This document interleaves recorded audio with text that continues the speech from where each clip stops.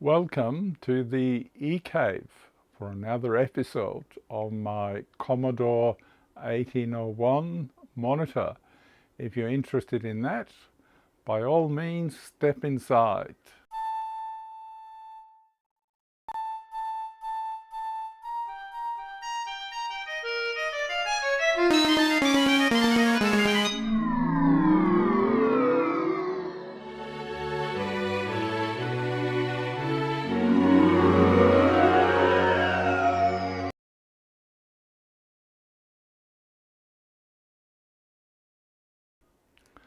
Well, it's been a while since I uploaded content on this channel. Unfortunately, life has intervened, which has made it a bit difficult for me to do more videos. But I do have some time now, so I figured I'll upload another video and finish off where I left with the Commodore 1801 monitor. When I left it, I had gone through and verified it was actually working. I then measured all the capacitors and found out that all of them were within specifications. So I haven't had to replace anything. I've still got it here on my table, and the last time I was using a photo via a video camera through the composite input to project a color image. However, in the intervening time, I've now acquired a pattern generator, so I can put patterns onto it. Any type of patterns, both composite or using the Commodore input with the chroma and the luminance. So let's do that. I'll turn it on, and here to my left is the pattern generator, and I'll send through a few of the patterns so you can see how well it performs.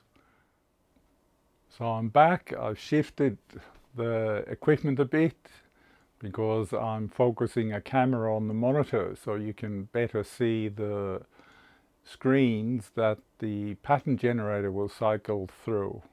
So let's begin by turning this on, and hopefully I'll put a picture-in-picture of the monitor so you can see that a bit clearly. Now this pattern generator generates composite video, RGB video, and even up to DVI, so I can hook it up to HDMI monitors as well, which is quite useful when testing all kinds of devices and monitors. It can auto cycle through all the pattern, and that's what I'll do here. I'll just press a button here, and it will now auto cycle through all the different patterns. And I'm actually on the Commodore chroma luminance settings, and it looks pretty good, so I'm quite happy with that.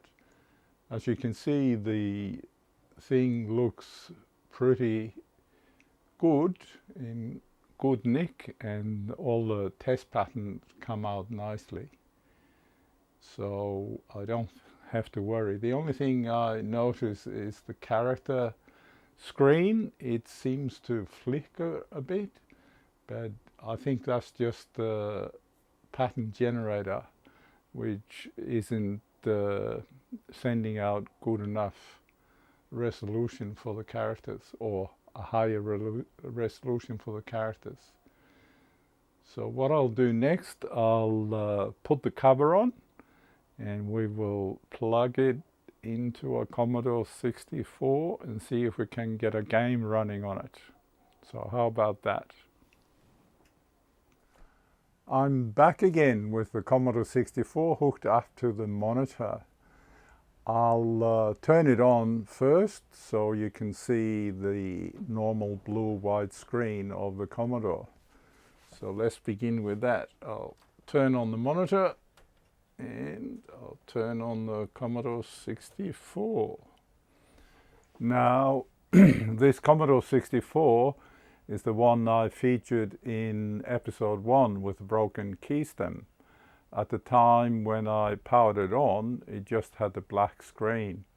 I subsequently worked out that it was the SID chip, so when I removed the SID chip, I actually got it working again, obviously without any audio. I ordered an ARM SID and I put the ARM SID in, and once I did that, it seems to work fine. Now, I also ordered a games cartridge which has 36 games on it. It's something you can get on eBay with a variation of different games. So we'll plug that in and see if we can get a game working on it. Now, as you can see, it's booted up fine. It's the standard Commodore 64 boot up screen, 38.911 basic bytes free. So that's pretty standard for this type of Commodore. Now let's put this in, so I'll turn it off while I do that. This slots into the back.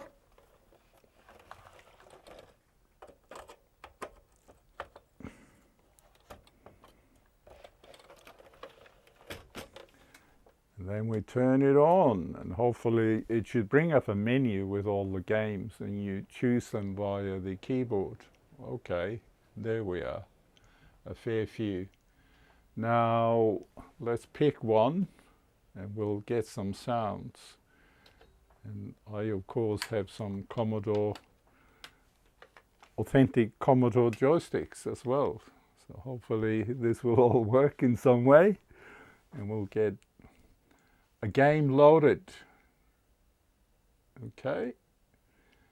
They seem to take a bit of time to load. I mean, these are not very fast computers.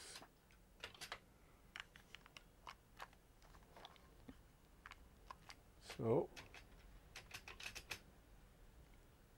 all right. Probably have the wrong joystick. There we are.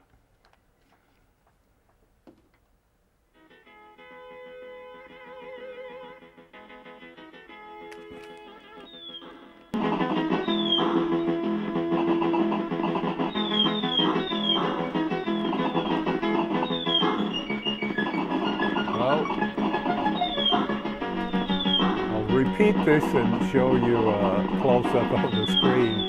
I'm not very good at this. I die all the time, sadly. So let's take off. There we go. Left, right, shoot, shoot. Back. It's one of these planes you can go backwards on, which is pretty impressive. Given the aerodynamics, I'm dead. Well, you can simply reset the games cartridge and once again you get the menu up. So you have a number of games here.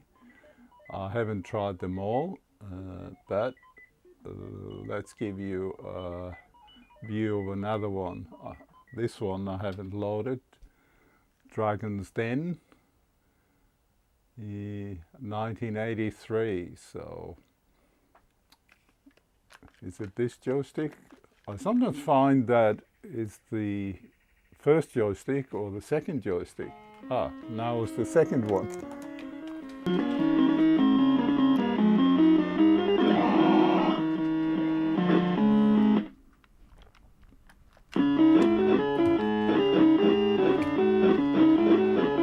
I guess I'm supposed to be doing something here, but I'm not. Oh, there we